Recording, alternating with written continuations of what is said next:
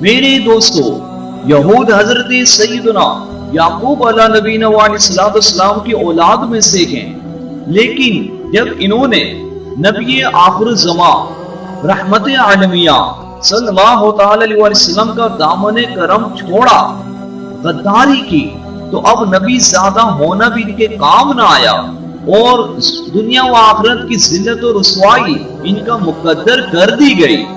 آج یہود اپنی سازشوں کی وجہ سے تمام عالم اقوام کو یرغمال بنائے ہوئے ہیں، اگرچہ مٹھی بھر ہیں، لیکن اپنی سازشی سوچ کی وجہ سے دنیا والوں کو ناکوں چنے چپائے ہوئے ہیں۔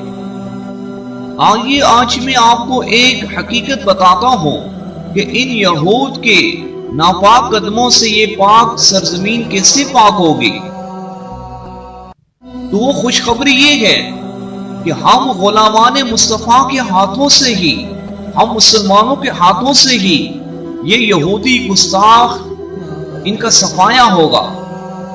آئیے سنیے اپنے پیارے غیبدان نبی رحمت عالمیہ نبی صلی اللہ تعالی علیہ وسلم کے زبان حق ترجمان سے۔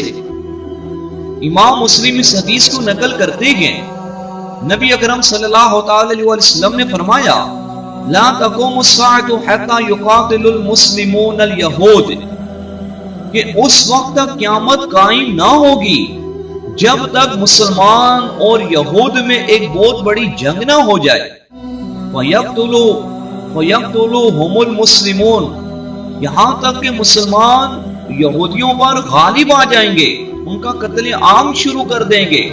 حَتَّى يَقْتَبِعُ الْيَهُودِيُّ مِنْ وَرَاءِ الْحَجَرِ وَالشَّجَرِ، یہودی اب چھپتے پھریں گے، پناہ ڈھونڈتے پھریں گے پیچھے کبھی کسی درخت کے پیچھے۔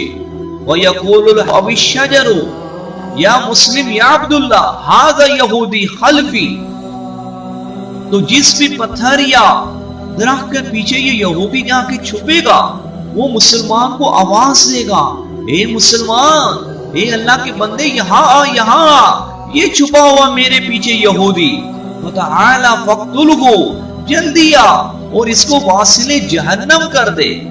إِلَّا الْغَرْقَدْ، ہاں ایک ایسا درخت روئے زمین میں ہوگا جس کو غرقد کہتے ہیں، وہ یہودیوں کو پناہ دے گا، وہ ان کی چغلی نہیں کھائے گا۔ وَإِنَّهُ مِنْ شَجَرِ الْيَهُودِ، تو وہ جو درخت ہے وہ یہود درخت ہے۔ تو میرے دوستو،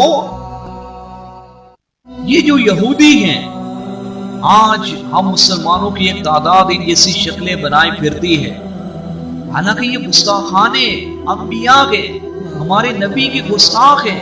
ہمارے نبی نے واضح فرمایا کہ داڑیاں رکھو، مونچھیں پس کرو، لا تشبہوا بالیہود، یہودیوں جیسی صورتیں نہ بناؤ۔